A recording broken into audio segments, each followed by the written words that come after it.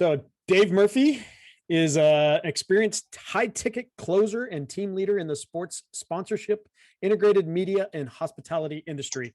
His career includes senior-level business development positions with the Orange Bowl Committee, college football games, the Miami Dolphins, and the Washington football team, the MLB Miami Marlins, as well as the Monster Music electronics brand in charge of the global sports marketing.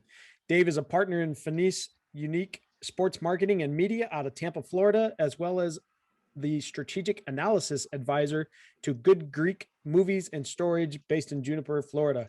Dave is a graduate of University of Oklahoma, residing in South Florida with his wife and two children, and he enjoys golf and attending his kids' karate and tennis match. So obviously this is a one that is near and dear to me. I love marketing. I love sports marketing, all of that kind of stuff. So I asked Dave and Johnny to kind of jump in here and just maybe give us a presentation on why it's, the kind of the value of sports marketing and what we can do with it, not even from our own brand, but as far as the kind of the profession, which is what I've been pushing. So without further ado, Mr. Dave, I appreciate your time and looking forward to it.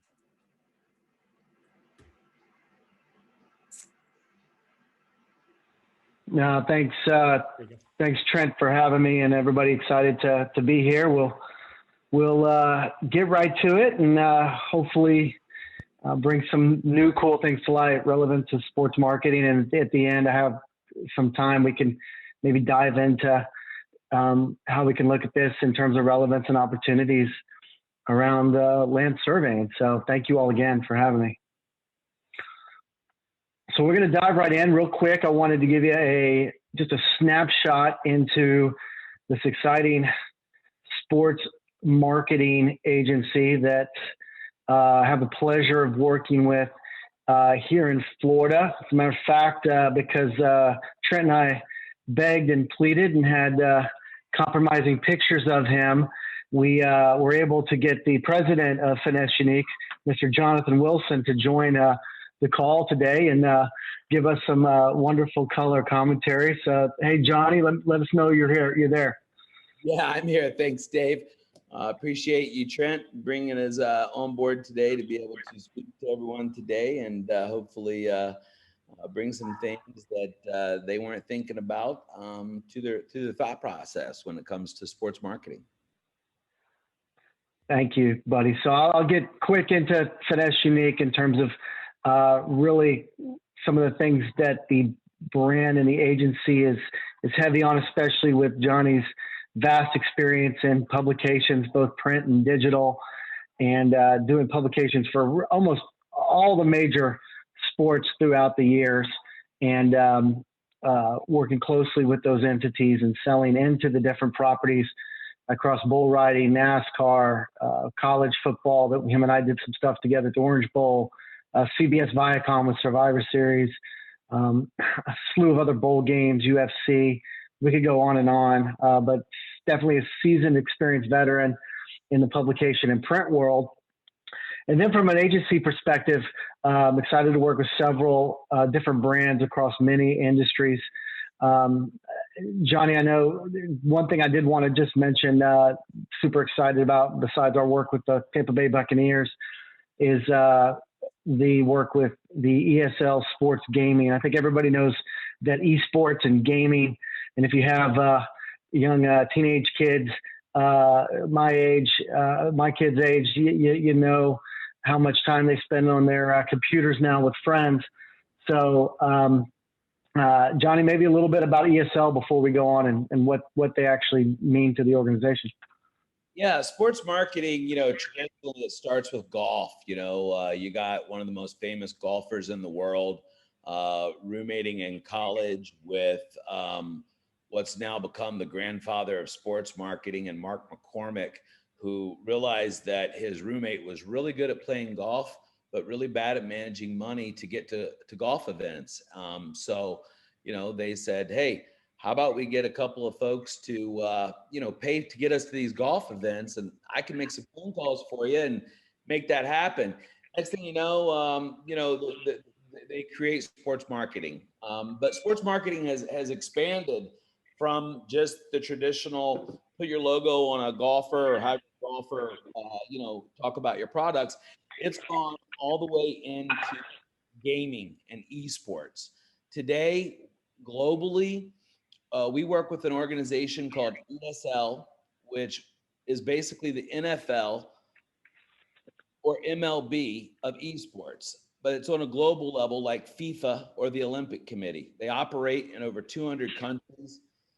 They have over 245 million gamers playing on all their games. These are games you've seen your kids play: Fortnite, Mario Kart, Rocket League, Counter-Strike Go, Call of Duty.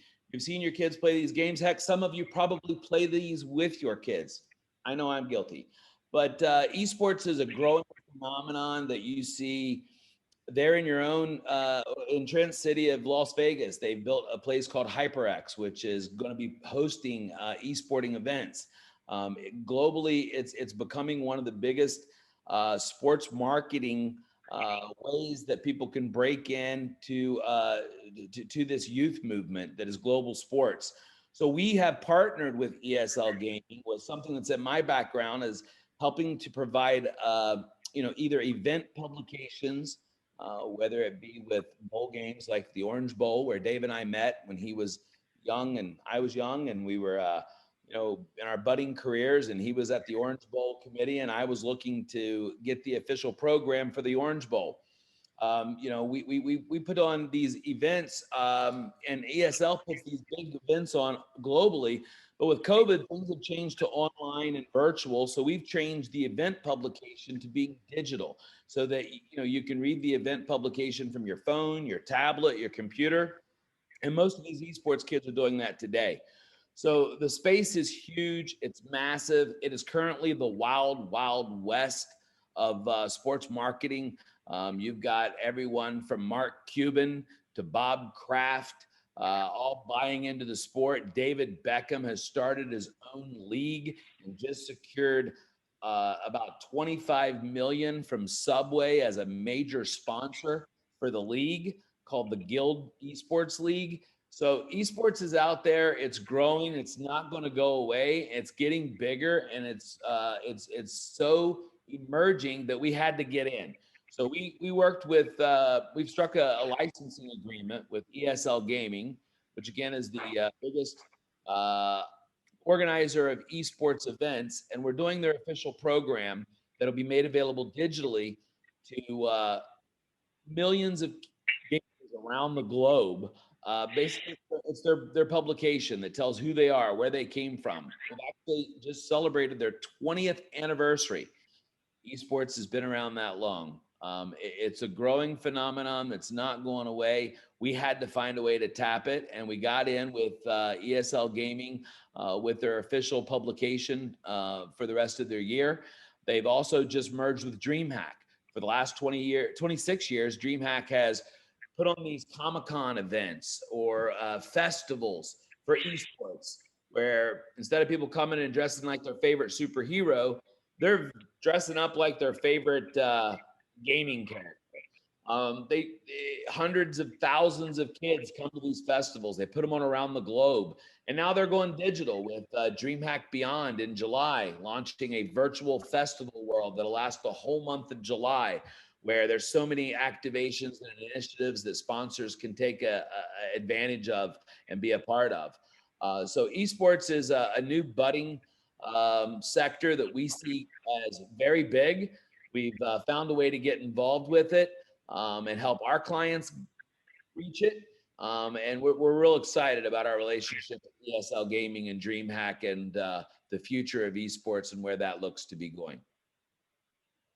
No, I appreciate that, man. Great analogy. You can see we're super excited about the partnership and the growth it's going to provide. And I put together a couple more pieces here, just in terms of what the agency covers. So we hit on obviously the excitement with ESL and digital print publications, corporate hospitality, definitely negotiating contracts 24/7. It feels like, between sports entities and their brands. Trent did a fantastic job of going into this on kind of my background, so I won't spend any any time there, but had the opportunity and been blessed to work with a bunch of exciting brands across many leagues throughout the years.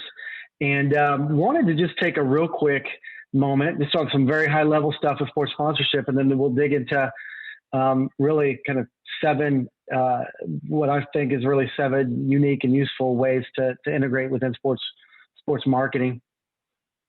This is a real cute quote that I found that really though highlights in essence what it's all about. And you talk about being a part of a sports property and what that means, whether it's an entity, whether it's a league, a player, a team, the media involved at some touch point. It's about tapping into the power and emotions of the human emotions of sports. Then when you look on a global trend, just some super high level stuff before we dig in spite of even pandemics, we are seeing a substantial continued growth in global sponsorships across all leagues and all media. That the Summer Games, despite all its issues, is set to have one of the largest influx of sponsorship revenue in the history of the Olympic Games. When you look at high level and brands, and I got some friends at a really good research company in sports sponsorship that aggregates out of those brands that participate in sports sponsorship, which ones are the most viewed. And you see a lot of big blue chip names here, right? And kind of the ones we all expect to see, the Pepsis, the Geicos, the ones that, we spend hundreds of $millions in sports sponsorship around the world, both locally, regionally, and in some cases globally. But then there's also a really cool way to look at sports marketing and see that there's always emerging brands, no matter what type of market economically is happening, that are continuing to evolve and find new brands to participate, brands that didn't exist 2 or 3 years ago, or maybe existed and now have exploded onto the scene, and found that by utilization of sports marketing for their brands and attaching on to that in conjunction or sometimes in lieu of traditional media spends, is really catapulting their brands in a big way and onto a national platform. I also thought this was really kind of fun and relevant to look at, was a survey that took place in regards to what people did during the pandemic, and then also looking at brands that fit into those actual categories. So I thought this was a real unique, fun way to look at different things that we all did, or we know our neighbors did. I know I'd started exercising a lot more in the beginning than I have here at the finish line, so to speak. But it's real cool to look at brands that would be attached to those different, I like how they say pastimes that have taken place during the current pandemic. So that was just kind of a quick highlight look at overall globally, and we could spend a whole hour or two just on that itself. But I really kind of wanted to dig into, specific ways that I've worked with brands and industries, as Johnny has, from just about everything, every industry you can possibly think of, and identified, regardless of the industry, and regardless of their different customer audience or lack thereof, we found ways to help them align with certain brands and properties to help drive, whether it be their business, their message, and as you'll see as I get into this, drive their objectives. And that's going to be a big piece of what we talk about today. So I really put away to really 7, specific reasons to utilize sports marketing. And the first one is grabbing attention. And so we did a study with the Miami Dolphins back, I want to say around 2010, we had the NFL came in and they did this, massive, focus group study out in the marketplace and sent people out. And what came back is that when we did packaging with, like, say, in-store packaging with like a Snyder's of Hanover pretzels, or anywhere where we had our image attached to a business partner or corporate partner or philanthropic partner, there was a really quantifiable 39% lift in what they called grabbing attention and getting the attention of that customer or consumer by having that brand associated with, in these cases, a sports property. So you can see anywhere from Texas Farm Bureau with Texas Christian University to what's become big in the business is another one we could spend hours on if you let me, on jersey patches in the NBA, and companies paying anywhere from $5 to $12 million a year for that opportunity. And then even you can see over here, even a brand like Harley Davidson partnering and associating with UFC to grab attention to the brand, and to basically say an old analogy that the team doctor, actually wasn't even for the Dolphins, it was for the Tampa Bay Buccaneers. I separated my shoulder one time and I went to his office, and sitting in the waiting room, it's all these pictures of him on the sidelines as the team doctor for the Buccaneers, like every single picture across the entire waiting room. And I said, wow, it's pretty intense. Again, as I walked in, as I said, as a sports marketer, I'm interested how you kind of have it situated there, showing off, the fact that you handle orthopedics for the Buccaneers. And he says, yeah, most people, they walk in and they see that and they say, if Doc is good enough for the Buccaneers in the NFL, he's probably good enough for my shoulder. And so that's a real good analogy of association and saying, hey, if this brand is good enough to partner with this sports property, then it's going to be good enough for me. The second is shaping attitudes and really creating positive imagery in your potential customer or consumer base.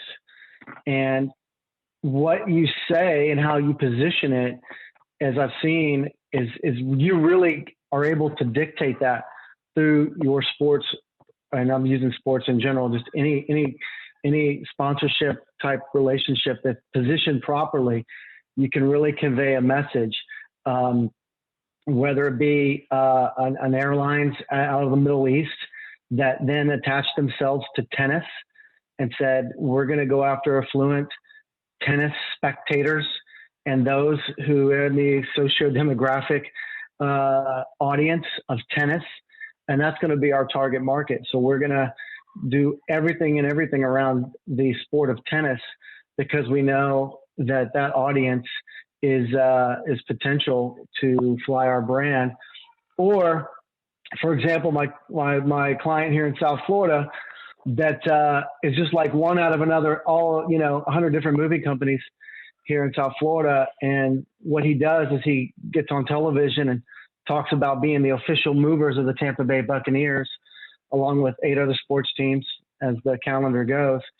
And he's able to shape that attitude as the fun-loving guy that you can trust to call to move your furniture from one place to another. So I've seen this time and time again, that you're actually able to shape the attitudes just by that association.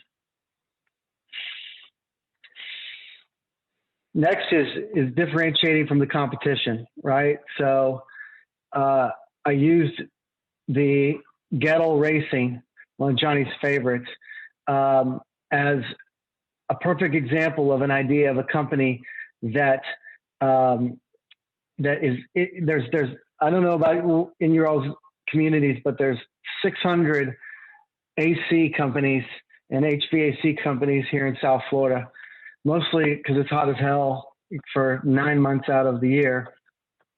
But there's so many brands to choose from. And so what I've seen is brands like, for example, Gettle and others in really congested categories say, what am I going to do different than just running TV spots every every morning. And this is actually number 3. So apologize my great, wonderful math. We did some last minute switching. We said, how can you set yourself apart? How are you differentiating yourself from the competition? What are ways that you can focus on finding assets that would give you, when a customer or client goes to choose who they're going to partner with or use as a consumer, what are you doing to differentiate? And Gettle is actually based right there in Vegas. They're mostly in Nevada and Arizona. They've been doing the Nevada races with me in Vegas and the Arizona races in Phoenix. And in 2022, we're actually in current dialogue with the Phoenix track to potentially have the spring race called the Gettle 500. Yeah, his marketing efforts and that marketing team that they have is crazy. The amount of TV commercials and radio commercials, it's there's a lot of money in their marketing budget, let me tell you.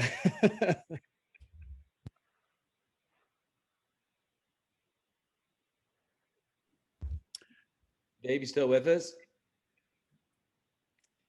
Yeah, he lost his screen share. Yeah, no, I'm sorry. I apologize. Let me get back up here on the. Lost you for a quick second here. Let me get back on here with you. Yep. Okay, sorry about that. Next is, how are we generating leads? And I look at leads as a interesting animal, because I've worked with a lot of companies in a lot of different industries that, okay, they want to grow their business and they need to generate more qualified people to be interested in the product or to be talking to. And it's how do you take your sports initiative, your investment into, whichever vehicle think is going to be the most appropriate based on many factors, and saying, okay, how are we going to generate true business out of this? And to really sit down and say, okay, we're not going to focus on the actual, sale, meaning, I bought the sponsorship for $50,000 and, we need to, I got to get a, immediate return within 30 days on, 150,000 to justify the spend and all the hard work, but to really look at your pipeline and how it can be nurtured and grown, right? Because every sales cycle is different. The moving company's sales cycle is different than a construction, somebody being awarded a major construction bid. And so it's, how can we use our partnership and positioning? And I even use the esports here as an example for a company that in technology to say, okay, all right, let's focus on esports, but what are the different ways that we can mine or generate new business opportunities through this, through this team? It's not just about putting my logo on these tough guys jerseys over here. Who I speak, in a dark alley with these guys, right? But they are. It's how do you take the brand and make it more than just, I'm just going to put my logo here. It's how can I really generate? How can I mine and work with the organization that I'm partnering with to utilize their database of customers and actually get my messaging out to that entire database, whether it be on event site before, but leading up to the event. I usually said leading, during, and after. It's how can I build leads, before an event, leading up to, then how can I do it during, which again, these last years has been challenging for the during, but as live events come back on, that could be considered the during. And then after, what's the follow-up? How do I follow up and create marketing campaigns to generate leads after the event or event series is over? Next, and one of my absolute favorites in terms of sports marketing and working with brands is around cause-related campaigns. So many wonderful opportunities to work with organizations of all shapes and sizes, whether your budget's $5,000 or $5 million. There's so many ways to get involved and create and find the right purpose, passion. We started a cycling ride in South Florida to tackle cancer, and started with I think 100 riders that we just begged to do a couple laps around the stadium to raise money for cancer research, and found brands to partner with us that felt aligned with that initiative. And lo and behold, today they're doing around $10 million annually in monies raised around just that one cycling event alone in South Florida. I love this frontline families being recognized by the Philadelphia Flyers. And Johnny actually has I think one of the best of them all, but we're going to talk about that in the last slide, number 7, in terms of objectives. Enhancing relationships. Trent, I know you had a big tournament this past week with key stakeholders, and this is also a big part of what most sports teams and most sports properties who actually have to really work at it in their marketplace are doing, and working hard, and even hiring people full time to create relationships. I call it partners with partners. And building relationships with not only bringing like your own set of potential current or potential clients to events, whether they be actual games themselves or golf tournaments or business functions, but also working with the actual entities to develop relationships with their other partners that are associated with that team. Or that property, to create tighter bonds. In Washington, D.C., several clients had suites, companies, mostly focused on government contracts. They couldn't even bring government contractors to any government officials to games based on the laws and restrictions and policies. But they did it to help retain their very, very best salespeople and not lose them to other competitive companies in the highly competitive government contract world. And so they use it as employee retention. And then lastly, to look at it as partnerships and define and establish your return on the objective. It's easy to look and kind of the old cliche of, what's the ROI? What's my return on this investment? Sports marketing is not the least expensive route.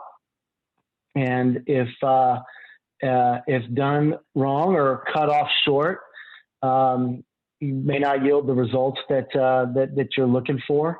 But the key to it, and what I've seen work and be successful over the years, is determining what the objectives are that we're trying to achieve, and then measuring and setting vehicles in place with your team partners, with your agency, with whoever you've established a relationship with, to focus on those objectives and keep everybody's eye on the ball in terms to achieve that, whether it's growing market share in some cases, which Johnny, I'm going to turn it over to Johnny to talk about a case study that hits on both the cause and returning, focusing on objectives of expanding into new markets.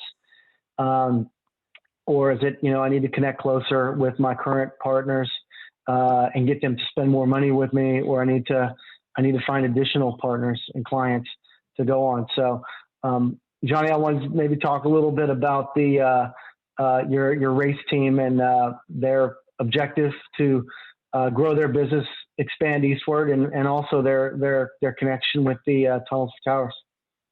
Yeah, so I would like to talk about Fat Boy Ice Cream. So I'm wearing a Rick Ware Racing shirt. Rick Ware Racing has 4 cup cars. They're middle of the pack, back of the pack cup team. One of the little key teams that could. They filled 4 cup cars on the track each week in the Cup Series. They have an Xfinity car for the Xfinity Series. And here recently, this year, they're in the inaugural season of the Indy Racing League, filling a car in most of the Grand Prix, the Indy 500, and the Indy Racing League. But Fat Boy Ice Cream had an objective. Their objective is, we're a family-owned ice cream company on the West Coast that, if you're on the West Coast, you probably know ice cream. You probably know Casper's. You probably know the Llama brand, the Fat Boy brand. But we're on the East Coast. We're not too aware of Fat Boy ice cream. So they thought, how can we take one of our brands, Fat Boy ice cream, and get the awareness in the Southeast and the East? So I had approached them with some NASCAR opportunities last year, and they felt like their Fat Boy ice cream brand was made for NASCAR. Colors are red, white, and blue. We all know that NASCAR is one of the most red, white, and blue sports in our country. They felt like that it had a good foothold in the southeast of the U.S. as well as across the nation. NASCAR strongly owns the Southeast. It was originated in the Southeast by bootleggers who, during Prohibition times, used to keep the alcohol flowing. And then when they didn't have police officers chasing them anymore, they all met up on a beach in Daytona and started a racing league called NASCAR. So NASCAR firmly has a strong brand and vehicle, pardon the pun, to execute for the East Coast and Southeast for a brand. So Fat Boy Ice Cream decided to jump into racing last year, cookware racing. They didn't spend a whole lot of money, so they wanted to make sure that they got a lot of bang for their buck and they could stretch this partnership. They knew they weren't going to be running in the top 15, top 20. Guys running in the top 15, top 20 is your Chase Elliott's, your Joe Gibbs racing guys, your Hendrick racing guys. You got M&M Mars and Snickers giving Kyle Busch $200,000 to $250,000 a weekend to go really fast and win championships. Ali Bank gives Jimmy Johnson a lot of money. Weiser gave Dale Earnhardt Jr. a lot of money. Hooters gives a lot of money to Tim Elliott, as well as the auto parts store that sponsors him. So you got these little teams that are working with sponsors that are helping them just basically pay their racing expenses. Take 4 teams across the nation a couple of times during a racing year with expenses and all the stuff that goes along with it. So Fat Boy got themselves a heck of a deal for a fully branded car that's going to run towards the middle, the back of the pack, and they wanted to take advantage of as much social as they could. So they got really lucky. The very first race at Texas started raining. About a quarter of the way through the race, J.J. Yaley, coming around the back stretch, hits a water pocket that had been forming on the track and hit the wall and smashed up that Fat Boy race car pretty good. They went to red flag at that very moment, and then a 3-day rain delay ensued. So for 3 days, the last thing that happened at the Texas Motor Speedway for that cup race was J.J. Yaley hitting that wall. What got played over and over again for 3 days was J.J. Yaley hitting that wall. What that sponsor got was something they could have never paid for. So much media and brand awareness, and nobody knew who Fat Boy was in the NASCAR world. All of a sudden, a brand became instantly identifiable as a NASCAR brand. You thought Fat Boy Ice Cream, it's a NASCAR brand. It now has its own little cult following. They've got videos of it's just, you should go on their social media. It's a fun spin. They took I took and ripped parts of the car off and we shipped it to the team. JJ signed it. They used it in social. They really maximized that race. They did giveaways. They did coupon giveaways. All of a sudden, it was a viral story that Fat Boy Ice Cream capitalized on, that they instantly, in their first race, people thought they were longtime NASCAR brand. As a matter of fact, you talk to a NASCAR fan at the track this weekend in Darlington, and you talk about Fat Boy Ice Cream, man, they love that Fat Boy Ice Cream brand. This man, it supports NASCAR. It's my favorite ice cream right now. They loved it. They were giving away samples last week. So Fat Boy used that in the fall to introduce themselves to the NASCAR fan. They got really lucky in their race. They didn't finish the race, but they got so much mileage out of that relationship. You heard David talking about cause marketing, how folks will, we do this a lot in NASCAR. As a matter of fact, our sponsor Nurtec, which is a migraine pill, works with a lot of military in the sport. They're sponsoring, they sponsor every weekend. They're on the cars, on Cody Ware's car. They do a lot. We do some military-based activation for them because I guess migraines are really prevalent in soldiers. So it's a higher thing that soldiers deal with. So that's an audience that Nurtec wants to focus on. So for cause marketing, we go to a base every weekend on a NASCAR stop and let the base guys, we take a show car, a Nurtec show car. They get to change the tires. They get to race against the pit crew. They get to meet the drivers. They get photos, and we give them some information, and we collect data for Nurtec. Nurtec can then use this data once we leave to contact these people, send them offers, communicate with them about their migraines and how they could help them.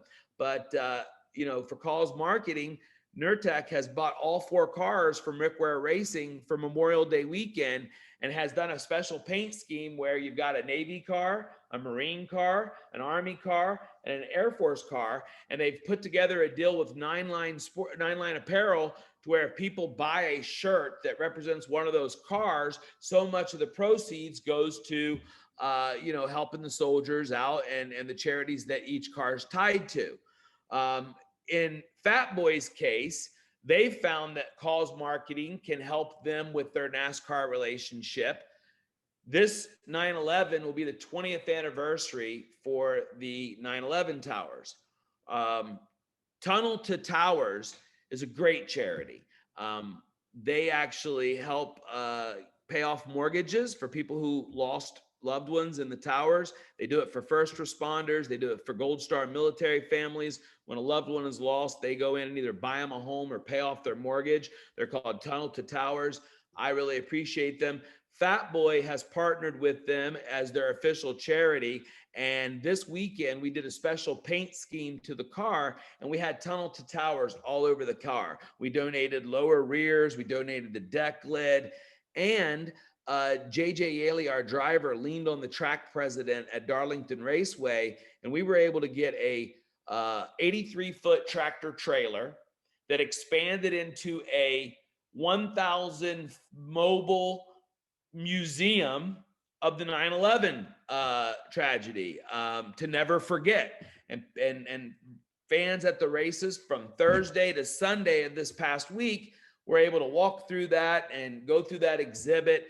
And they got a lot of foot traffic. Fat Boy was there with their Fat Boy mascot, which is an ice cream sandwich. They were giving away coupons to go, buy a Fat Boy box of ice cream sandwiches, and giving away little samples of the ice cream sandwich that folks hadn't tried it before. Here, have a little sample. So that's called activation at the track.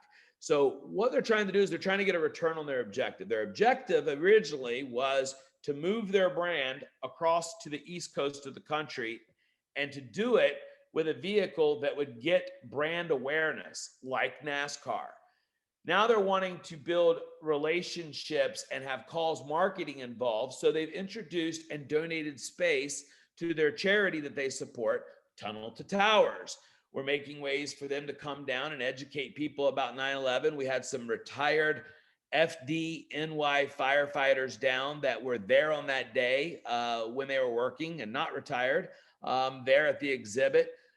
Took them to a nice noon lunch with the driver, and they got a lot of nice pictures and photo ops. They did some great social media, which got traction. And then on 9/11, Fat Boy has another race coming up in Richmond on that day, on 9/11, on the 20th anniversary. And we'll be running that special paint scheme with a tribute to Tunnel to Towers.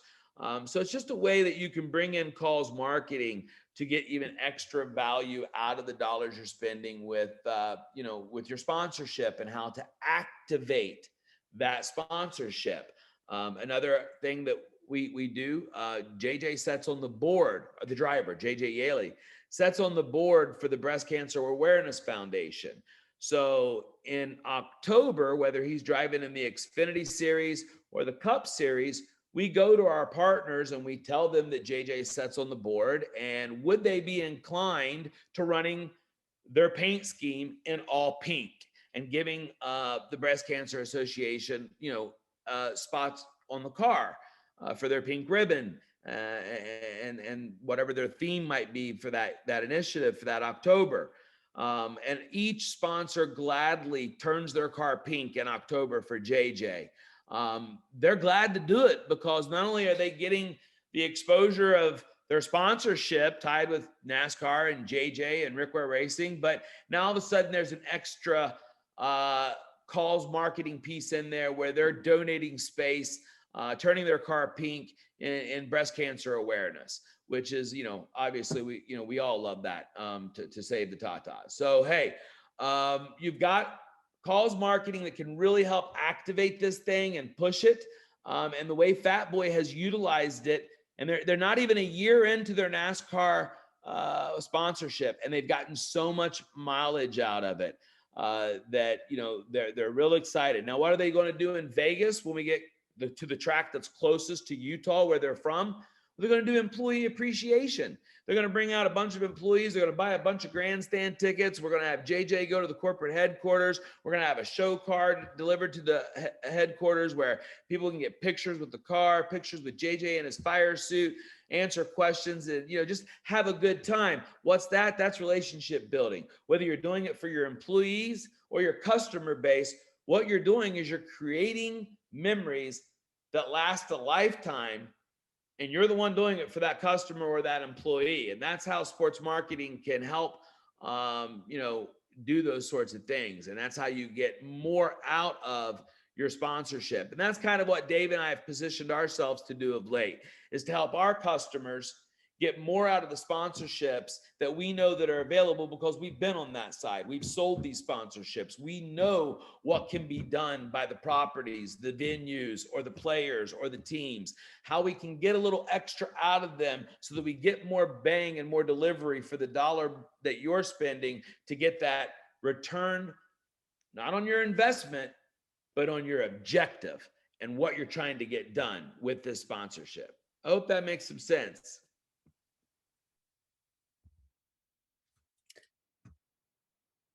Let me unmute you, Dave. Hold on one second. And unmute your cell phone. There was some feedback and it was cutting out on Johnny. So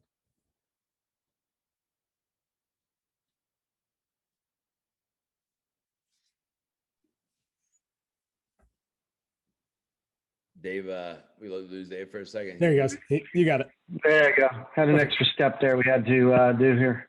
Perfect. On the phone. But no, great. Well said, Johnny. Really powerful program that hits on a lot of these different points we wanted to get across.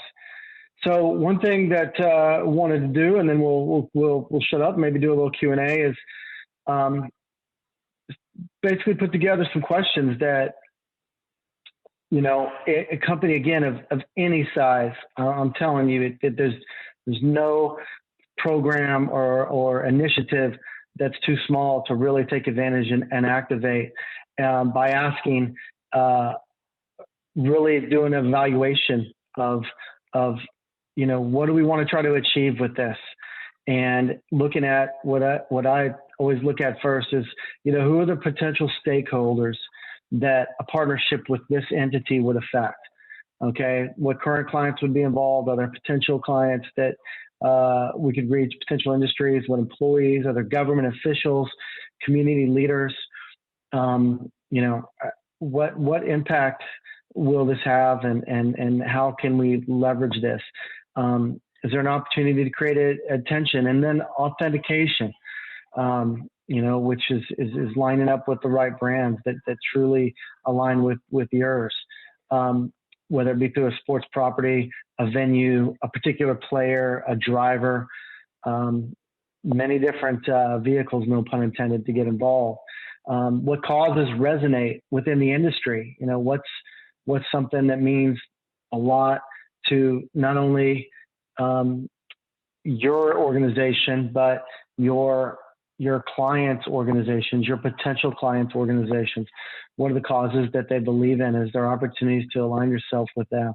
And then, what business objectives could be achieved?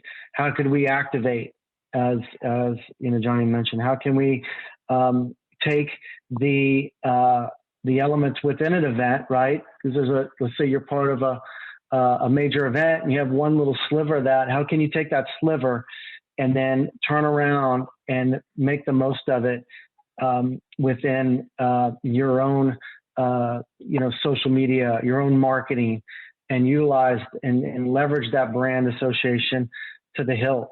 I've got partners that they don't want any tickets in their deals. And honestly, any of the in-stadium stuff that they do in the arenas or at the events or venues, it's nice to have, but it's not important to have. The most important thing they have is that intellectual property of that logo that they get to use, whether it's year round or even for a one-time event, that they can utilize that association with that property's logos and marks, which is technically the most valuable asset they own. You could make that case and utilize that. So that's really it on this end. I just wanted to, definitely answer any questions between myself and Mr. Johnny Wilson. Thank you so much for jumping on, Johnny, and being a part of this with Trent. Wanted to, answer any questions and just thank you all for spending some time. Real exciting stuff to talk about. Again, we could go on just on each one of those 7 for its own road show, but really appreciate y'all having us, and excited to talk with you and work closer with Trent on all the great things he's doing.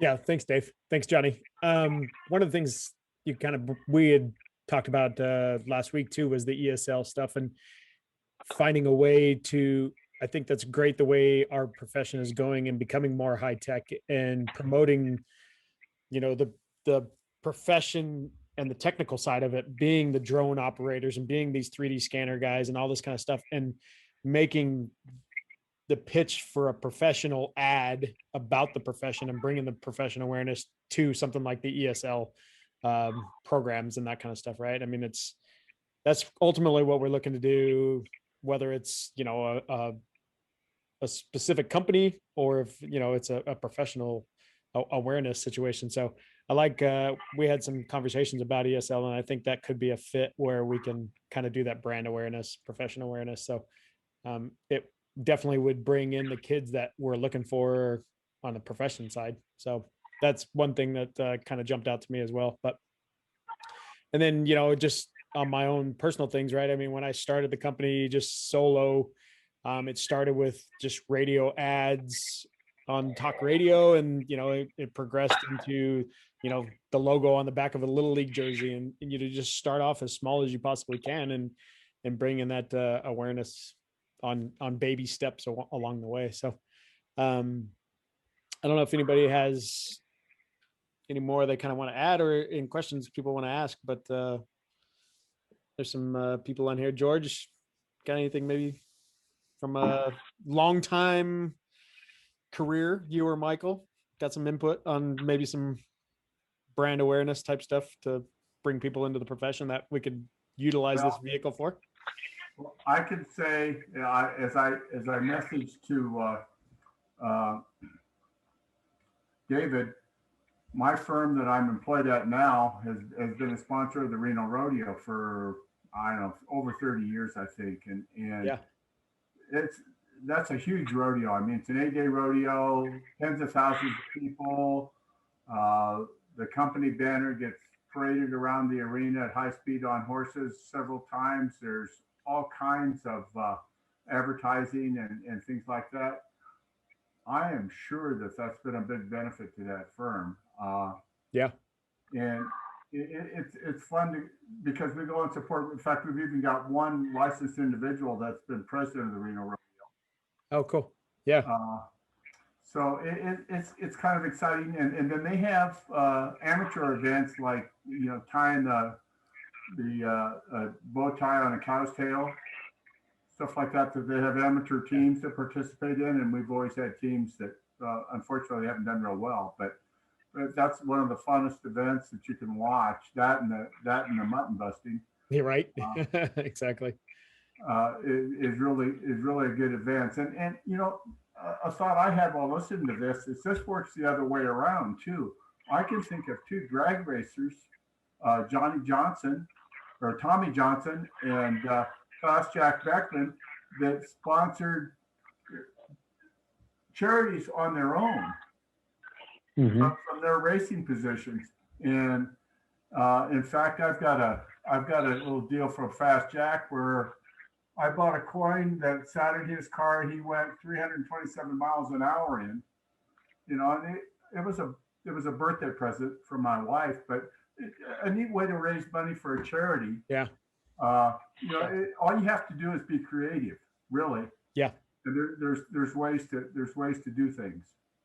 Yeah, George, we often tell clients that our creativity is only limited by their budget.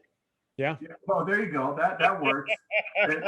and David, I would tell you that I have hanging here on my wall, I have a ticket from the 1993 Orange Bowl game and one from the 1994 Orange Bowl game. And I'm happy to see that Nebraska and Oklahoma are going to play September 18th again. It used to be the best game in college football every year. Right, it was. It's a shame that got broken up, but I guess Texas couldn't handle it. No, that's great. I'll let somebody else talk. No worries. No, thank you for that. And that just goes to show you the power of those moments that you experienced with even those two bowl games, in the early 90s, and still how that resonates and then leaves an impact. And that's why sports is so special of an opportunity if done right. Again, at any level, right? You don't have to have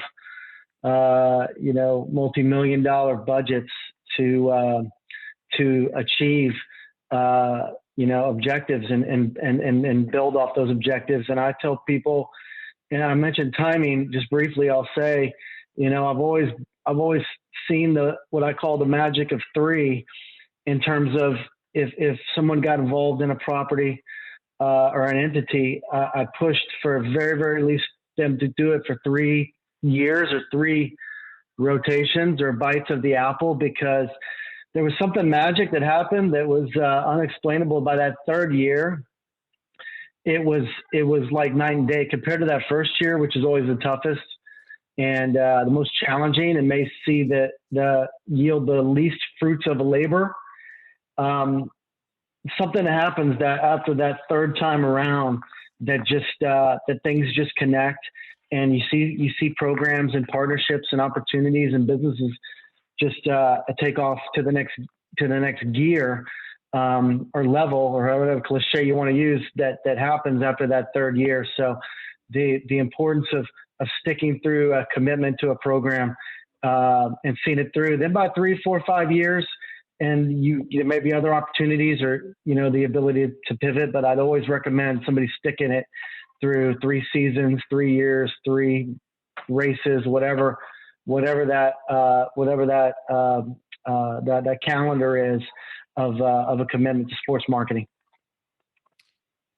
Yeah, it's good stuff, and it's the long-term exposure that I'm after, that we always kind of talk about, and some of the other things we talked about, Johnny and I, as well as finding ways to kind of get the hands-on approach as well on some of these things that we do, and get the hands-on for the kids. So yeah, and like Kent says, love the return on objective. That's a good way to look at it.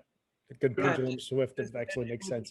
esports, just with esports, just to throw it out there, like with what you guys do, we were talking to them the other day. They were telling us how they're launching a virtual world in July that's called DreamHack Beyond, where for a month, this virtual world is going to exist. It's free to all their millions of users and gamers. Then they'll all go in and they'll experience it. But they were using Subway as an example, and they were saying, look, we could create some type of a thing that they have to do to get a skin or a prize, where they got to run around this virtual world and get all the ingredients to make a sub, right? And I had talked to, Trent, I had mentioned, I was like, wouldn't it be cool that in that DreamHack Beyond, I don't know if any of you guys have ever seen your kids play this game called Minecraft, where they have to build shovels to trees, to dirt, to houses, to roads, to castles. I mean, they create their own virtual world, whatever they want to build, however they want to build it. My son's created tunnels under oceans and leading to the city of Atlantis that he built. And it's all about building and designing and creating. And so I was like, wouldn't it be cool if we could approach this this education for land surveying to get the youth motivated to get involved in the industry by being at a situation or a level where we could talk to ESL Gaming and DreamHack about, in this new virtual world they're opening, about actually having some type of an element of land surveying where they had to go around and do the steps that it would take, that you guys do, to get what has to be done, and then they get a prize at the end. And how cool would it be to know that kids that have never been even understanding what you guys do or touched with what you do, all of a sudden they're going around in this virtual world doing it, and not realizing that they're surveying. Yeah, that would be that was something we need to kind of finish that conversation, Johnny, and see what that might take, right? So okay, yeah, that'd be cool. Anybody else with more specific questions for Dave or Johnny? I know it was a little bit, kind of a off-topic survey related type thing, but it's obviously something near and dear for me, right? And trying to just promote the profession any way we can, and how we can kind of rethink getting out there with sports marketing and that kind of stuff. So I've got a question for Dave and Johnny. Go for it. It's way off topic. What do you think about the NCAA finally getting their head out and maybe thinking about allowing players to get played for the use of their name and the sale of their jerseys and stuff like that? What's that gonna do to college athletics? Nebraska passed a bill decades ago to allow them to pay players if the NCAA ever allowed it. I mean, the schools make millions off that stuff. Right. Yeah. Yeah. You'd have to go back years and years and years of all those players, right? That were famous during their college the years. It's there's a little bit of double edge to it, but having come from college football and seeing the numbers that these institutions generate in the hundreds of millions of dollars, I think there has to be some sort of share with those who are helping to achieve that, because it's such a big business. If anybody tells you college sports is not business, no, they're not. It's an insane amount of money. Those TV contracts and the advertising and the merchandising, it definitely needs to be shared equally amongst those all involved. And what that formula looks like, I'm not sure, but there's no doubt this is unfortunately just like college football playoff. It's a long time overdue. Yep. I've got a jersey here. It's an Eric Crouch jersey from Nebraska. It's signed by Johnny Rogers and Mike Rozier. Billy Sims was at that signing. He wouldn't sign it, but we had a good discussion about all the respect and the great wars they had. I don't blame him. One of my treasured treasured items. I think my son is looking anxiously at inheriting it. That's cool. Yeah, no doubt. It's my last Orange Bowl game was one that it was my first. Now that I think about it, it was a split national championship, but it was Tom Osborne's last game with Scott Frost and defeated Peyton Manning, this little Tennessee quarterback named Peyton Manning, in the championship that year. And I remember Scott Frost came out about 2 hours later. The lights were off at the stadium, and this guy came running out of Scott Frost. He was going to rip down all the FedEx banners that were on the walls, to take his keepsakes. And I was like, they just said FedEx. They didn't even have Orange Bowl on them or Nebraska. They literally said FedEx on the banner. And he was running, ripping them down like somebody was chasing him to steal these banners to take home. And it just goes to show you, like, how powerful the messaging is, how much it means. And I'm sure he still has those banners somewhere in his garage. Heck yeah. He sure did a good job at UCF, and hopefully he's going to turn things around in Lincoln. The jury's still out on that, but we'll see the 18th if they're worthy of playing Oklahoma. I have my doubt. I root for Nebraska except for that one game. How about that? Well, yeah, I used to root for I root for Nebraska on every game. In fact, we had season tickets in the family from 1928 until about 4 years ago when my mom passed away. Hard ticket to get. Exactly. Yeah, a lot of tradition. They'll be back up there too. We all know that. I hope so. It's cyclical. Schroeder, go for it. Oh, we're in a different world up here. You guys are talking NASCAR. I've never even seen NASCAR. You might as well have been talking Sackwoogian sign language. We got no professional sports, got no semi-professional sports, no Division I sports, and we got a Division II hockey team with an arena with 800 people, and it's half full at a home game. So, I like the idea about a national thing with gaming, but I have no kids and I've never even seen a computer game, but that's all negative. But there's two things in Alaska that would have outreach. I mean, we feel like third world country out in these villages and stuff, but the two things that come through that kind of link the whole state together would be exposure is the Iditarod, which is a sled dog race that goes across the state. Yeah. And then the big thing, the snow machines, they do 3,000 miles now. They leave here and they go 3,000 miles in 10 days, and that every single village. So, and there's local sponsors. I've never seen a surveying pneumatics firm do that. When we did have a semi-pro hockey team, it was pretty popular, and there was firms that would like sponsor the rink boards, logos, and so forth. So I could see that, but we'd be such small scale. There just isn't volume. Everybody's from somewhere else. So there isn't one football team, it's the closest place is Seattle, but I mean, there's as many people that hate the Seahawks that like them, and the Green Bay Packers have because of the frozen tundra, but everybody's from somewhere. So that would really be hard up here on those national sport things, but I could see our little Alaska sports of sponsoring a snow machine team and then doing all that extra stuff of getting your pictures taken, go out to the places and let the kids see the machines and put their hands on them and meet the racers and that type of thing. Yeah, absolutely.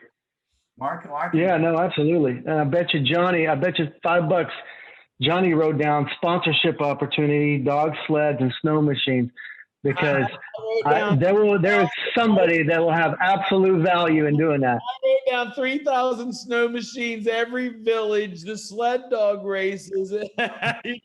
We may be up there next week to sign a contract to be the exclusive rights holders for those races. Hey, Michael, I can tell you, don't feel bad. Nebraska is a great place to be from. Trent can advise you on that too. Right, exactly.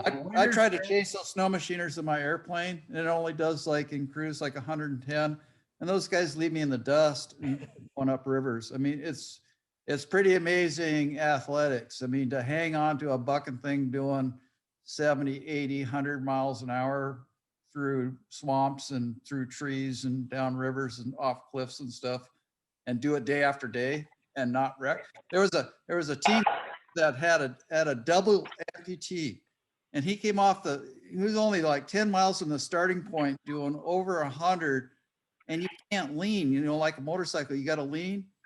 Friggin' tossed him. He looked like a pumpkin rolling down the river at 100 miles an hour. He came off that thing 9 times in 3,500 miles. Oh my gosh. So that's basically like a Baja 1000 only with snowmobiles. Yeah. Yeah. And trees in the way. Yeah. Right. And that sounds like a made for TV opportunity there. I'm telling you, Johnny's writing all this down. There's absolutely excitement right now with him. Irondog.org is their website, and there's lots of good video, and the racer already got people signing up again, stuff doing it. And that's awesome. Prize is like $50,000 in a new pickup truck is kind of what they're splitting. It's not. That's awesome. that is too cool. You got us extremely excited about investigating this. Yeah. And Michael, where exactly are you in Alaska? Close to? I live in Anchorage, but then I have a bush home that's off the grid about 80 miles. In fact, I was doing my Mentoring Monday shows from out there, and it's about 101 miles, race miles, and they come by. I took pictures of everybody. It was 40 below, some of them, and so forth. But but I'm in Anchorage as my prime residence. I'm retired now from surveying. Yeah, so there's a musk ox that hangs in your airport. My ex-wife's grandfather killed that musk ox. That's cool. I got a bunch of muskox stories of surveying. It's like coming up to the woolly mammoth, man, when you see him. So when he was about 82, he was still playing ice hockey, and he's got one of those planes that land on the water, and he was something else. He was truly a man's man, if you will. And but just looking in Anchorage there, and I hear what you're saying about that, but I'm looking. You guys have a motorcycle road racing series that comes through there in May, where you could do some great stuff there. You've got a lot of other big events that I see on the horizon, and I know that's where an agency like myself comes into play, or a guy like Dave, where we investigate what events are going on around the area, what could be good, that how you could get involved, what part of it you could take advantage of. And I hear what you're saying about it not being like I don't know, Chicago or Miami or LA or Vegas. Doesn't matter. But there are definitely some ways that I'm sure that just at first glance running through here, some of these events that take place in Anchorage, a lot of running events, a lot of biking events. It looks like there's a lot of healthy people up there in Alaska that are fit. So maybe something like that. But there's always a way in a marketplace to find a way to tie in to the affinity, like what Trent was saying, where and that's kind of what I did, of course, when my kids were younger. I sponsored all their little league teams, and Trent was telling me how he started with just sponsoring little league teams and just being active in the community, which is a great place to start. I represent a local roofer here in the area in the marketplace, and I noticed he had no community outreach when I first started working with him, and I was like, you don't talk to your community. Your Acoma roofing sign should be on the over there at the Oldsmar Sports Complex, where they've got 8 baseball fields, 2 football fields, a dirt track for kids to ride their dirt BMX bikes. They've got soccer fields. They even have an outdoor roller rink for roller hockey. They don't use ice hockey in Florida. We do have ice rinks here, and we did just win George Stanley's Cup, and he's currently enjoying a tan. But Florida's not known for hockey. We use rollerblades to do that, unless we go indoors. But I was telling him how you're not even on this sports complex down here. That's one of the nicest sports complex in our entire Bay Area. You know, Acoma should be all over there. You know, and so we got him there, and then we partnered him. You know, we're trying to partner him with the Bucks right now. You know, there's a big festival going on in June down here that he's become an official partner of. So I'm trying to get him into doing community activation, so he becomes, you know, someone that the community knows. And then, you know, not that he's just been a family-owned roofer here for 52 years. That's great, but nobody knows your family except for your friends. The community needs to know your family. And so that's a message that we've been working on for him over the last 3 months that's really been helping to deliver in his backyard, is just getting him involved in his community. Yeah, that's interesting. Well, I live with one of those fit ones, so I have to brag on my wife. So she's an ultra marathoner. She said I'm all over the world, races longer than 100 miles. So she's the fastest woman from Anchorage or Connect, where they start on that dog sled race, to McGrath, which is 380 miles. She ran Nice. 12 years ago in 6 days and 2 hours. Only frostbit one eyeball, but How'd you catch her? But she puts that on her website. She's a speech and language, she's in medical, and it's a really good conversation partner for people, patients and stuff, you know. How'd you catch her, Mike? What's that? I don't. Airplane. No machine. I'm a motorsports guy. That's awesome. That's awesome. Anybody else? Adrian, I had a quick question. Yeah, go for it, Adrian. So have you guys seen any interest from different sectors like construction or engineering getting in on advertising? Because like for surveyors, it's hard because it's all local eyes. It's not like a national way to get the message across, which is kind of the problem. Sure. Yeah, right. If I could jump in. Go ahead. You know, one of the major sponsors for our NASCAR team is actually Jacobs Companies. They had a hand in remodeling the Hard Rock Stadium, which I believe where the Dolphins play. I could be wrong. But yeah, Jacobs Companies is a construction company that really helps Rick Ware Racing go. As a matter of fact, he not only helped sponsor the team.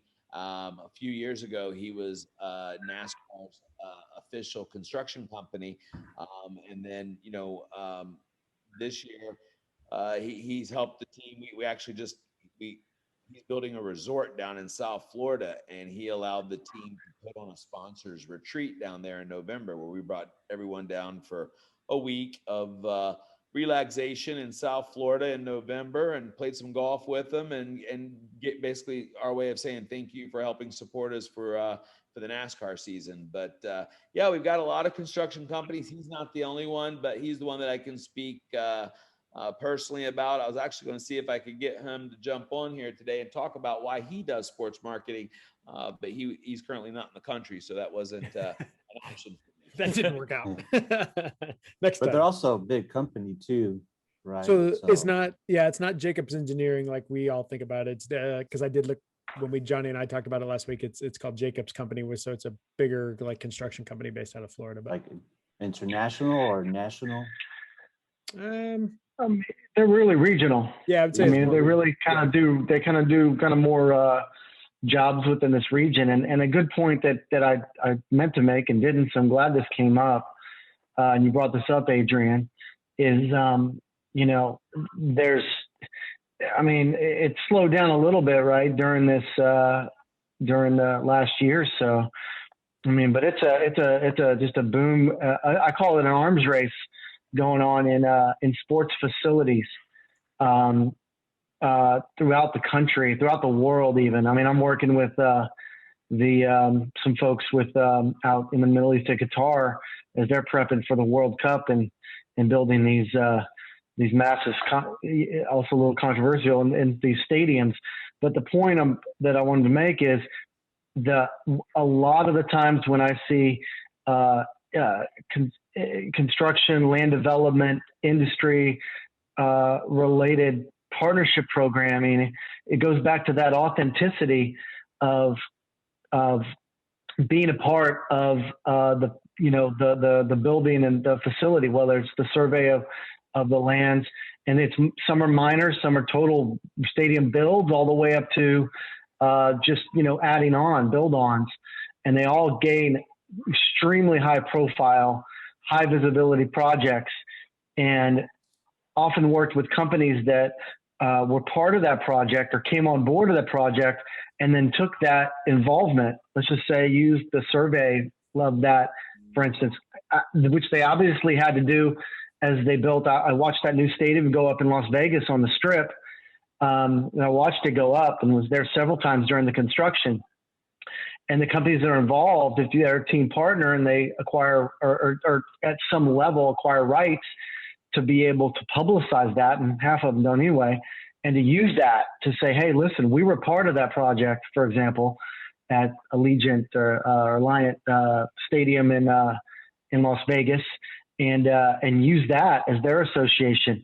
And those projects are going on, I mean, in every region, almost nonstop. I mean, again, it's slowed down a little bit, but a real authentic way to get involved is when we talk about actual sports venues and ways to partner with the venues themselves, which are sometimes owned by the team, sometimes not. I mean, it's really gets case by case. Sometimes the venues are owned by the county, and to cut deals that allow you as land surveyors to actually use that to market that and say, hey, look at this, beat your chest and say, look at the project we were involved in. And, if we're good enough for this stadium project, then we're definitely good enough for your commercial program. As one example. I'm glad that came up. Thank you, Adrian. Yeah, good point. Very good point. Anybody else got anything? It's almost like we need a centralized logo that tells the story, have this logo and then everybody comes together to use it and unifies, so that way the word gets spread better, because everybody's going to try to compete with each other. Yeah, which that doesn't help the profession. That's the premise behind the orange and the white in the O of Mentoring Mondays. It was trying to use that as the target. If you look at the Survey Apparel's safety vest, he's got that as his kind of trademark logo. So I was trying to kind of follow that along, using that O and that orange and white target type of situation, like you say. So kids that in the survey is orange too. Yeah, right. Yeah. Definitely anything orange related and that kind of stuff. But the target in the O is kind of that marketing survey target that we want to kind of use as a national logo. Yeah, I mean, you could go down the list of companies that have done this well and executed. The Dairy Association. I get to know some of their folks in Washington, D.C. The Dairy Association did one of the best jobs of all time with their campaign and with Got Milk. That was just driving awareness for dairy as a whole, but it really trickled down to actual results to each and every one of those dairy farmers across the country that participated. That's one example at the very, at the level. But again, that was just the association of a very, very disjointed group of regional and local, regional entities that pulled in to create kind of one unified message. Yeah, that's cool. Which is, kind of what we want to talk about too. And that's getting, our national association involved, just like you talk about, like the Got Milk type of branding campaign that can be done nationally. And that's where it needs to kind of start from our national associations, and, or we start regionally with WestFed or, some kind of a state association that's going to create that one message and that one brand. So that's one of the problems the profession has had, from my point of view. Back when I started surveying in the 60s and the 70s, it wasn't considered ethical to advertise. Yeah. And I mean, it was, the debate was, is it even okay to put the name of the firm on the door of the truck? I mean, it went that far. I mean, it's ridiculous. And so we'd show up on the job in this unmarked vehicle, hop out and start crawling around on our hands and knees like we were looking for a lost contact lens. It's crazy what we did And we really need to overcome that obstacle. And it's been decades. And I think like Trent says, we're finally on the verge of that, but we need to toot our own horns for a while and make the public aware of the service that we provide. And then we need to become unashamed of charging for that service. Yeah. Great points, George. Great points. Maybe we need to get Orange County choppers to build a freaking bring Mondays and Beaholics and get kids into surveying. There you go. All the brand stuff on it. Exactly. That's great. Think of the opportunity here, right? It's like a whole industry that could be taken to new levels just from awareness and consideration. So really exciting. Really appreciate you having us, Trent. This is cool. a lot of fun and so much opportunity. Yes, I just got this idea of car shows. You could have a survey truck all decked out. And you're like, oh, what's that? Well, and that is something I talked even with Johnny when I first got involved with our marketing on the NASCAR side was, if you remember, I remember going to the NASCAR and all the midways were full of, all the militaries, the Air Force, and all of them kind of walk through trailers that allowed all those hands-on experiences. And that's kind of what we're going to have to try to create from a profession standpoint is having that hands-on movement on a midway where there's mass people. Well, for sure. How about an NSPS pace vehicle for the Indy 500? Right? Anything. Yeah, exactly. So, well, I don't want to keep I know everybody's busy and want to definitely be respectful of David and Johnny's time. So if anybody's got anything else, we could go on. I know we can go on forever about this topic, but. Yeah, it's fun stuff. Yeah, exactly. Thank you. I was actually kind of shocked at the numbers, the amount of money going into the Olympics on advertising. That was fantastic. Holy moly, that's a lot of money.